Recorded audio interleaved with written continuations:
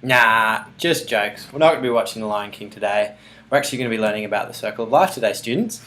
So, to give you a basic rundown of what we've got here, we've got obviously this chart here, which represents obviously that the sun provides to our producer the green grass, and water is obviously needed to let that grow. Then it goes to the primary consumer, being that those are bugs, secondary consumer, tertiary consumer, final consumer being large animals, and then obviously when we die we get decomposed and so forth.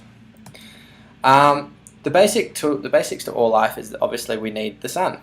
The sun actually provides us everything that we need in order to grow food, for us to actually live healthy lives, because we actually need vitamin D in order to live healthily.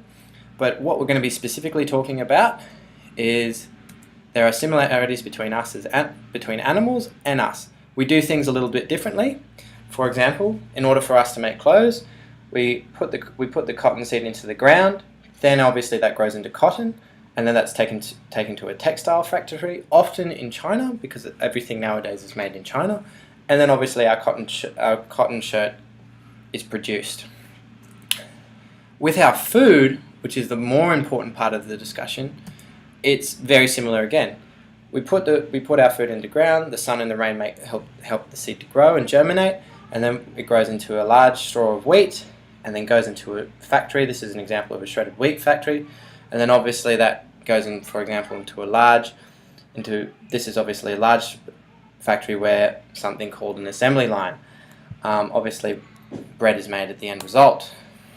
So the invention of the assembly line. The assembly line originally started with the Ford company, as they needed to have an effective way of making lots and lots of cars as quickly as possible.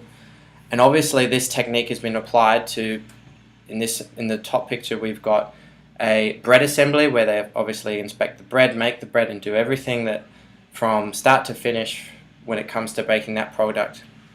The second photo that we can see is that even when we milk our cows, they go into an assembly line too, and they literally get lined up, put into the rotating machine, and then they end up getting pumped, obviously all their milk taken out.